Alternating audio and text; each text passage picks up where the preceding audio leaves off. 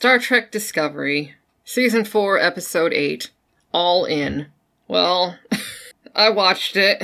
It's not so much that it was bad, because it wasn't really, like, horribly bad. It's just so boring and stupid. Yeah, it was incredibly boring. I mean, that poker game at the end and that, I don't know, cage match that one person was fighting. I mean, it was so stupid. Alright, well, why don't we just start from the beginning? I mean, it's the president dressing down the admiral and Michael Burnham, and it was just so bad. I mean, they should just call this the feelings show, because this is all about feelings. And well, then, like, Michael Burnham was like she always does when she was, because first the president, was picking on Admiral Vance, I think is his name, and, well, not picking on him, but, dressing him down, and he mostly took it. And then when she started dressing down Michael Burnham, then Michael Burnham started talking back and stuff, like she always does, because she's insubordinate. Mm-hmm.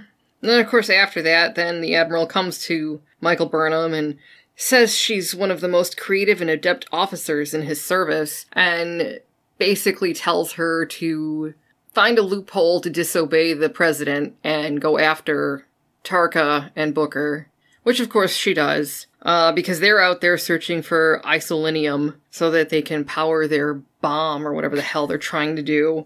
Well, plus it was funny because you and I, when we were watching this, I mean, the Admiral basically was saying, hey, you break rules all the time. Why don't you break some more and go after Book? Yeah, I mean, that was really something. And then, of course, we're back on Discovery, and Saru is telling Michael Burnham, oh, we support you, and Stamets is telling her, oh, we hope Book's okay.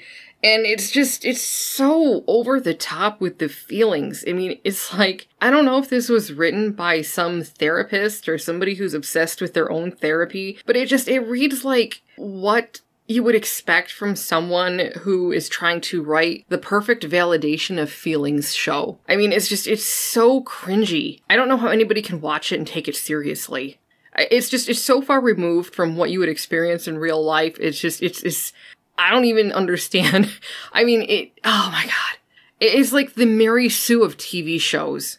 Yeah, I mean, I don't understand the people writing this. I don't understand if there's something they're trying to, like, work through themselves through the writing. Like, they went to a therapy session and then the therapist gave them some homework to work on so that they came home and just wrote it in a Discovery episode. But these characters, for all these feelings they're doing, they are the most paper-thin characters I could imagine anybody writing.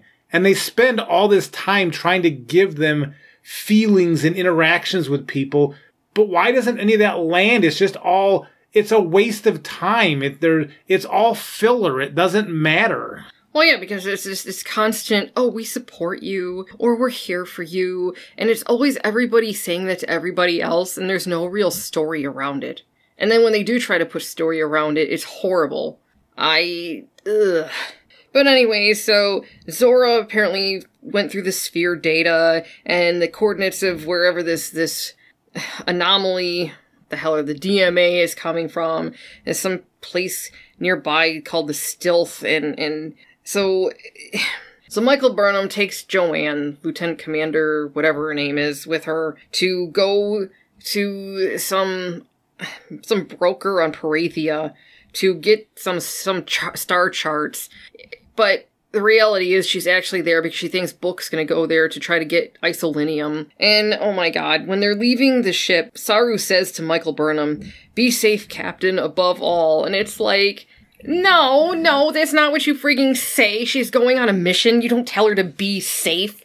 I mean, oh my god, she's trying to save the galaxy again, and what you want her to have is a successful mission. You don't tell her to be safe above all. I mean, what the hell? I mean, who's writing this crap? He should have said something like, I hope you can complete the mission, or best of luck, not this, be safe. Oh my god. And then, of course, Michael Burnham's in the shuttle with Joanne on her way to Parathia, and they're talking about their feelings, and oh god, it was horrible. So anyway, so they get to Parathia, and of course, Michael Burnham and Joanne are wearing their Federation uniforms, and it's like, didn't you guys just say that the Federation isn't welcome there? That's why you're taking just the two of you in this shuttle? So why in the hell are you wearing your freaking uniforms? I mean, that made no sense whatsoever. Well, plus this place they were going. The creators of this episode were trying to make this kind of like a seedier, I don't know, Quark's bar or something. The place looked stupid. It didn't feel lived in. It didn't feel like there was gambling and fighting and betting and, well, I guess betting is gambling. Like, it didn't feel like any of that was really happening there. It was too antiseptic. And then you had like these Star Wars rip-off things. They were trying to channel that. Was it Mos Eisley?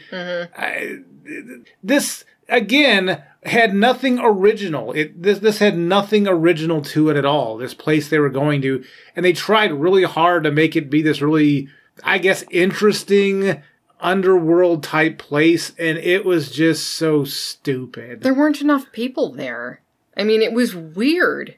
Like, why would you have this casino in the middle of the ocean like that, hidden inside some giant sea serpent hologram? And then you get inside and there's barely any people in there. I mean, it was really, really weird. It's like, didn't you have enough money to hire extras for this episode? I mean, what the hell was that? Yeah, I don't know. They spent so much time at this. I don't even know what to call it. It wasn't necessarily a casino. It was just something.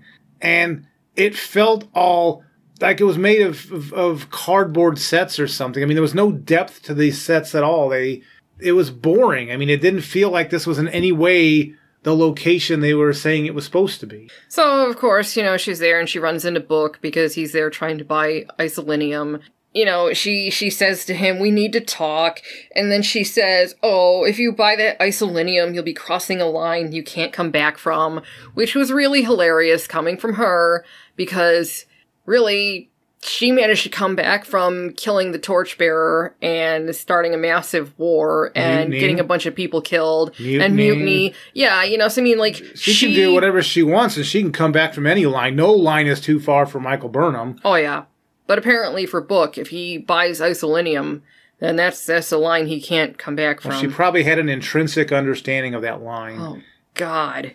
I mean, her talking to anybody and giving advice, because when they were on the shuttle and she was talking to that Lieutenant Commander Joanna, and she was giving her advice. And it's like, why would you listen to Michael Burnham? Michael Burnham is the last person you should get. Unless you want to know how to mutiny or how to kill somebody and get off the hook, Michael Burnham has no life experience she can share with you to give you any useful guidance. Yeah. So when she's giving advice to people, and in this case, Book, it's like, oh, okay. I mean, especially coming from her, the mutineer that gets away with whatever she wants. Of course Book could get away with this.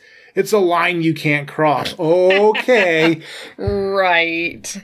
So then, of course, the guy that Book was trying to buy the isolinium off of. So anyways, the guy that Book is trying to buy the isolinium off of, Michael Burnham is trying to buy the isolinium off of this guy too to try to stop Book from blowing everything up, apparently. So, of course, there's a third party that wants this stuff too. So Michael Burnham and Joanne need to come up with a lot of latinum fast to try to buy this stuff off the guy before Book follows through on what he promised. So Joanne gets into this, fighting ring. It's like a cage match. Oh my God.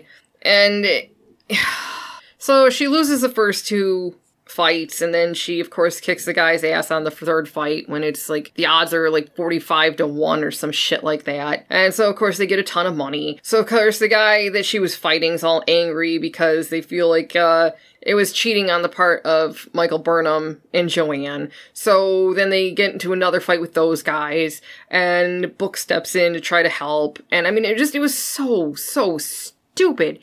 It was so stupid because this is a show that tends to appeal to people who complain about the overuse of tropes and this whole subverting expectations crap. There's nothing tropier than a casino and playing poker or some shit to try to raise money real fast. That came later, but go ahead. Yeah, I'm sorry. I skipped ahead a little bit there because this is just so stupid. But that stupid fight where you knew they were going to win and get all the money so that they could try to get a hold of that mineral or whatever, isolinium. I mean, is that even a thing? I know about the isolinear chips, but is isolinium even a thing in Star Trek up until this episode? We'll have to look it up Yeah, because I need to know now as well.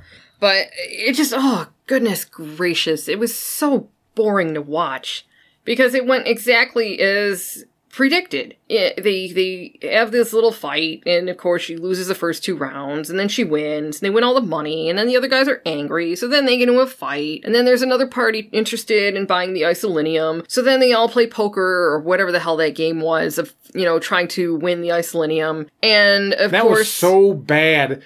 It was supposed to be kind of like not quite a sting, but like Michael Burnham and Book were supposed to be working together. They were doing like these hand signals or something in this poker game. And Michael Burnham, the character, was so over the top with her. She was trying to do distracting conversation, and it was so bad. I mean, up until this point, I mean, I'll give it credit. Up until this point, this episode was so boring. I'm glad you found something to talk about.